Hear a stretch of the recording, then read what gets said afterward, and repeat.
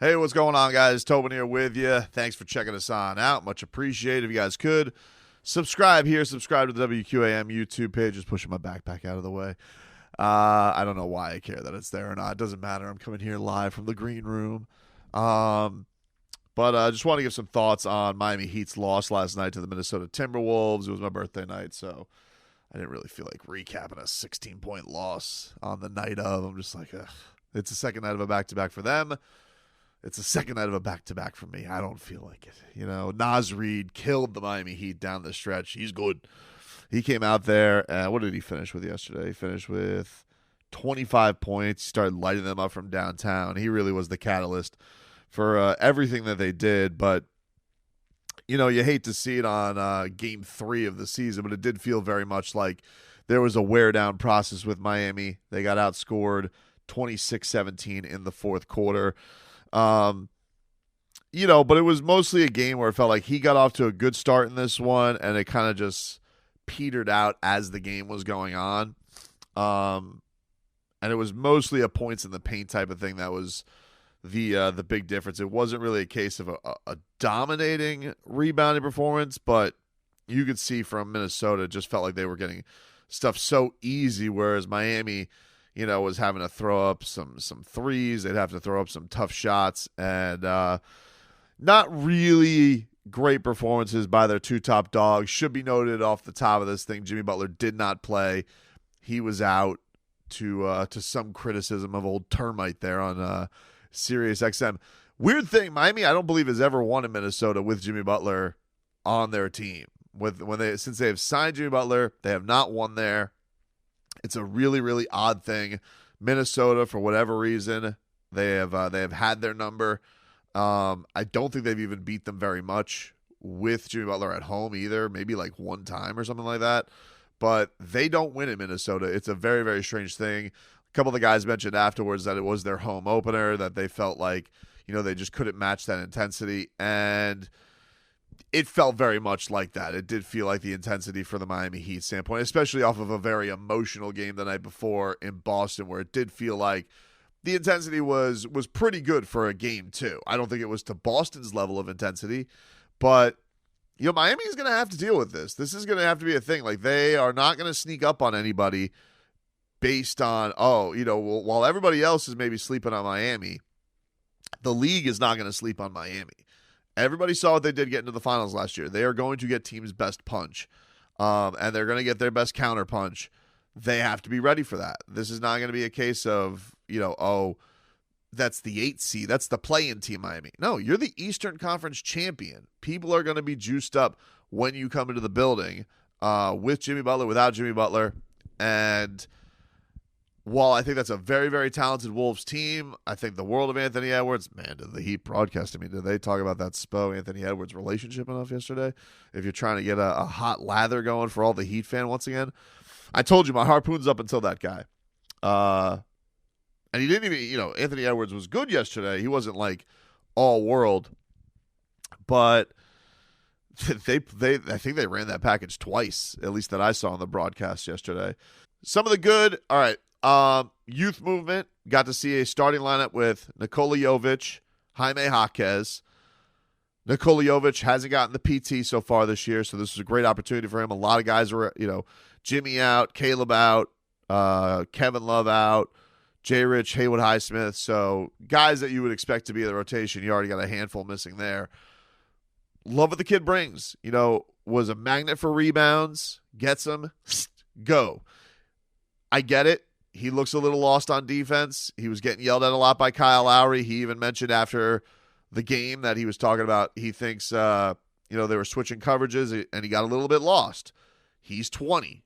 And we have another kid out there who was lost plenty of times on defense, and Tyler Hero. I think that you kind of got to bite the bullet on some of that stuff and let this kid, because I do think that he injects a little bit of an energy to the team. I think that there's a newness, and I just think that him and Jaime, I just think that there's just an element to, they bring a little bit something different.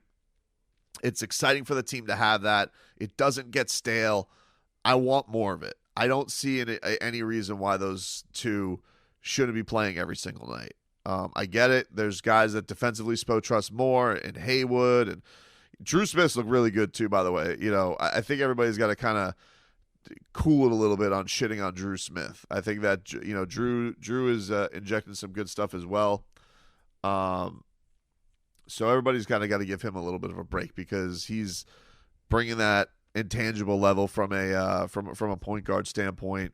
He's been fine, and I think last night it's tough because it does feel like his plus minus always reflects in them going in the other direction, but I don't feel like it's a case of effort or anything like that. Yeah, do you want him taking 9 threes a game? No, but I think that he's holding his own weight so far. We'll see where it goes, but so far. But I will say, my big takeaways from this, ultimately, because again, Jimmy didn't play, second night of a back-to-back. Tyler mentioned they got in at 4 a.m. They very clearly just didn't have the giddy up to bring that same intensity they did the night before. Ergo, you saw the defense that they had in the paint was a little bit willy-nilly, a little bit lax.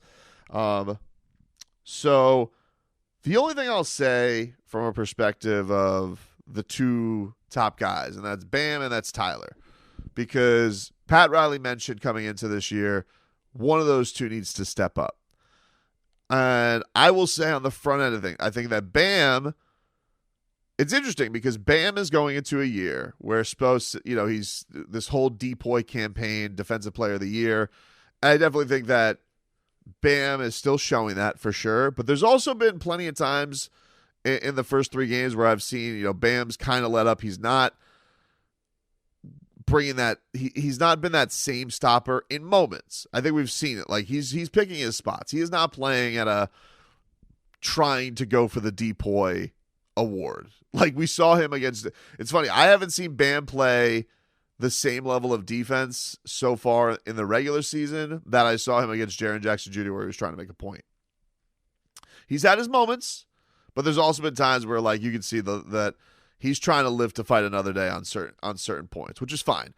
He's been very aggressive defensively. He's been getting to the free throw line at a crazy rate. He did not have a good night shooting it at the free throw line, and that's been a big level of improvement so far in his career. So he cleans that up. I really do think he's going to be in a big place. And mind you, like Bam is going into a year where he could get a big-time extension. And I think the organization already knows what he can do from a defensive standpoint. Is this a year where it skews a little bit more offensively for him? Not saying that he's going to let up and be a turnstile. These have been things that I've noticed in the early going. I'm just kind of keeping an eye out on. I still think that when it comes down to getting a stop, there's nobody in the league you'd rather have than Bam Adebayo. But just keeping an eye out. I know people are going to harp on the rebounding numbers from last night. I didn't feel like Bam was getting, worked on the glass yesterday. It's a tough challenge. They have a lot of size, and he's, basically the biggest guy that the Heat have. It's a tough matchup. But as far as going after their guys, he was not holding that back in that regard. And then with Tyler, so much was made about, we have a more efficient Tyler Hero. We have a Tyler Hero who is making decisions quicker. We have a Tyler Hero. Tyler said, I'm going to get to the rim more. I don't think we've seen a different Tyler Hero. It's been 3 games, so this is just early leanings. I haven't seen anything different from him so far. He was great in Boston. He had a big clutch 3. There's still nobody I feel more confident when he's rising up and taking a long jumper. I think that very, very confident what Tyler can do, but I haven't seen when did he get to the free throw for the first time last night? It was a long. Tyler got to the free throw line. Trying to remember. Last night. It was in Boston. He didn't get to the free throw line until the fourth quarter. The first one I think was a tech, and then he got 1 foul on him, and then last night he was 2 for 2. So this going to make an effort. He's gotten swatted to the basket a bunch. Haven't seen that element yet through the first 3. And, he's shooting 37% through the first 3 games. So taking a bunch of shots, I've not seen a guy who's necessarily playing super a next level of efficient that they were professing. Like early in the season, just the early leans, dudes. I'm not making any proclamations. I'm not making really any critiques. These are just things that I'm noticing in the early going of these games. So definitely a disappointment because it felt like a very competitive game, and then Nasri decided, you guys can hit the bricks now. I'm going to take over this game.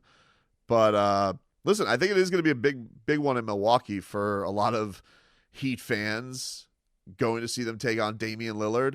It was a tough road trip. I knew that, one game against Boston, super competitive. Got a little screw job by the refs there to add insult to injury. This one, not going to quite have the juice. It kind of fell apart late for you.